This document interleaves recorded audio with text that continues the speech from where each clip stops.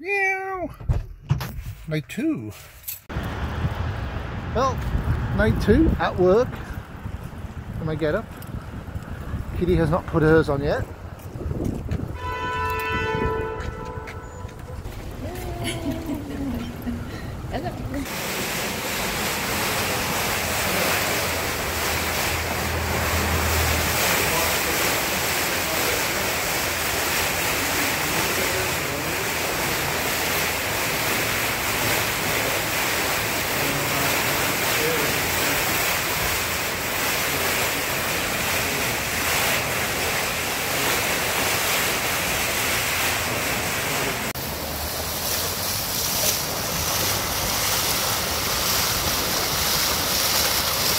Well, come 6 AM and everybody flushes the toilets. This is going to be quite impressive.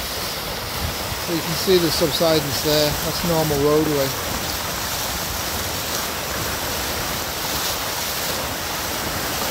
Okay, nobody comes. Here we are. John? Yep. Do you have somebody to close off that sidewalk? Yeah, security. Just in case somebody else...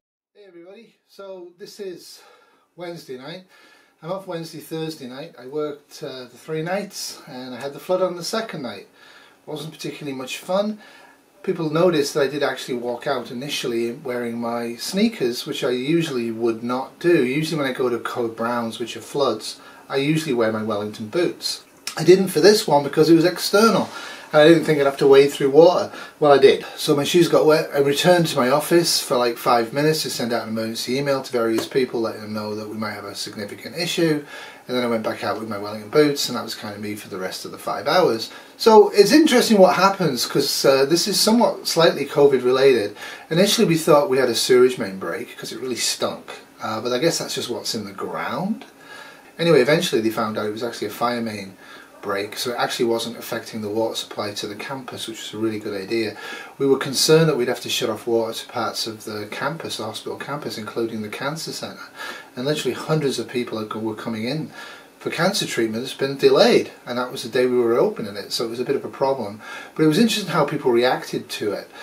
Security are pretty good, they're great. Parking, really delayed response. Hospital officialdom, very delayed response.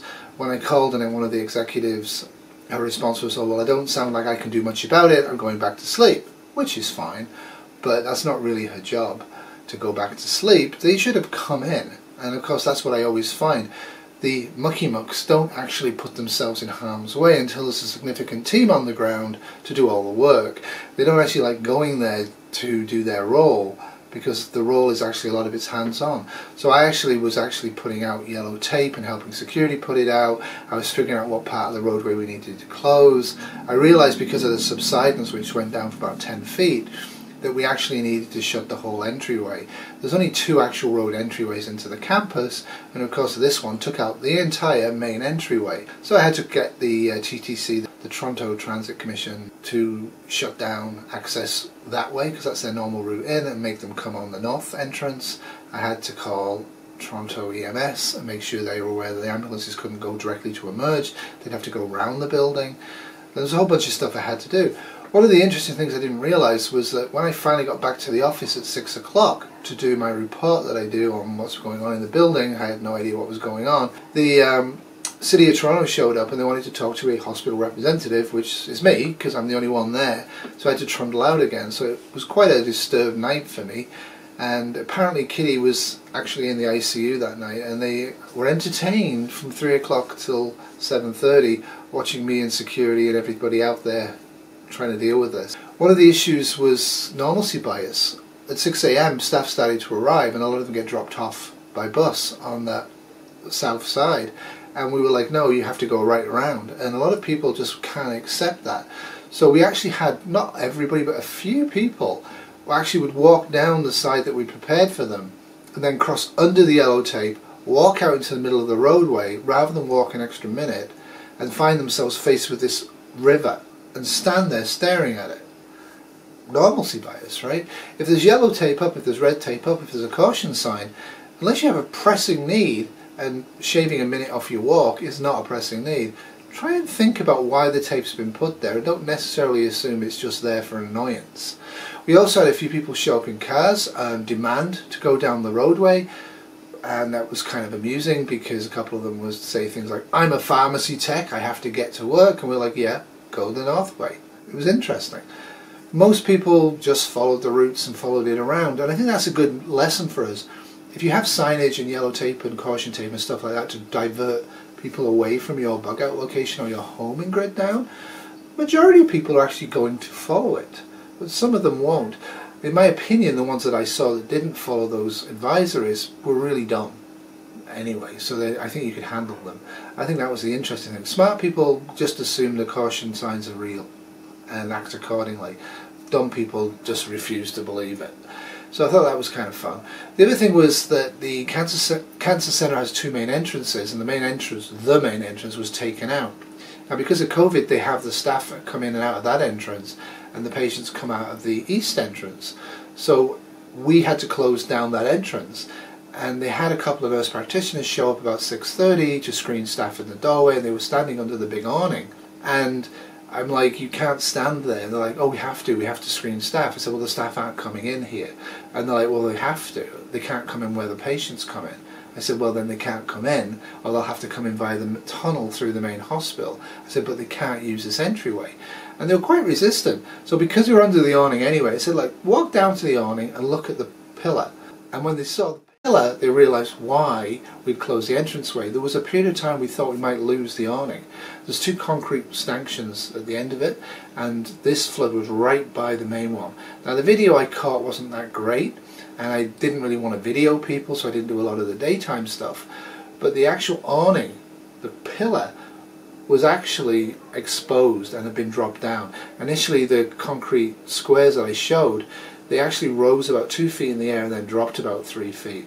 At one point initially when I first went out there, and you'll see that from the photograph, it wasn't such a big deal. It was just oozing water coming up and then going across the roadway. So I actually sealed it off, thinking we could still use the roadway and the entryway, and I put the slippery when wet sign there because that's my sense of humour, and I got security to take a photograph of me. Whilst we were doing that, there was an enormous crack, and the big huge sidewalk concrete slab I was on lifted with me on it. Needless to say, I immediately hopped off it, but the amount of water was absolutely colossal. You can't resist water. So the other thing we were thinking of, okay, we've got to check out A-wing basement, M-wing basement, T-wing basement. So we had to check that throughout the next 5 hours to make sure water wasn't infiltrating into the building. T-wing has a lot of radiation, a lot of radioactivity treatments, a lot of chemo treatments, and flooding into that side of an area is a major occupational issue. So we kept a close eye. Like I say, we were fortunate. It was a fire main break and it was external. We were actually able to eventually, around about 9 o'clock, turn it off. And that was good, and they were able to dig it up that day and actually repair it that day. So I also had the flood remediation people show up, and we were talking about stuff with them. When I came out to talk to the City of Toronto, I was actually on Bayview, which is the main road, turning water mains at random to see if we could reduce the flooding. It's quite the scene. But one of the things I hadn't thought about was, you know, that when these workers showed up, they have to go to the washroom, right? They have to buy a coffee and they have to go to the washroom. So we had to get them screened for COVID, so they could come in and out of the building and get them a little emergency pass so they could enter the building and get past our very, very good and vigilant screeners. So that was kind of fun, and that's what I did. And basically the 3 nights were quite hard, and I'm very tired. COVID is still 20 to 25 patients in our hospital. It's stable. People die, people get better, more people come in. It's very much in balance. As they start to reopen, by consensus and also by people just reopening as the weather gets better, I do expect to see a bump in those numbers over the next week or two.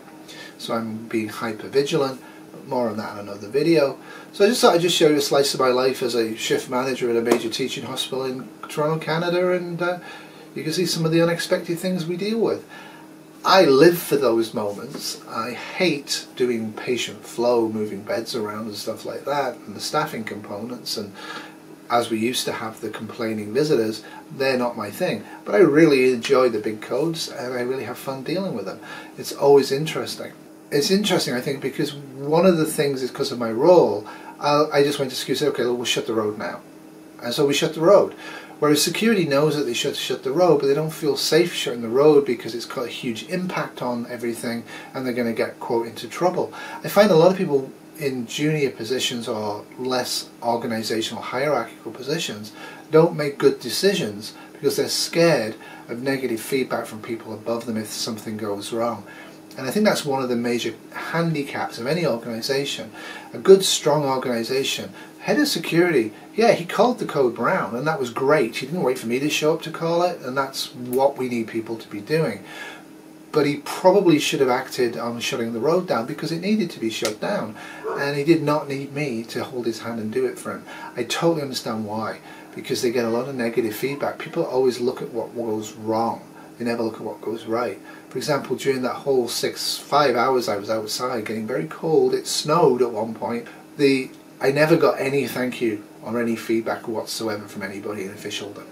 That's just the way it is. People are quite rude, people are quite selfish. When you are confronted with something that needs action, don't be frightened not to act. Act. Well, that's it for me. Toodles.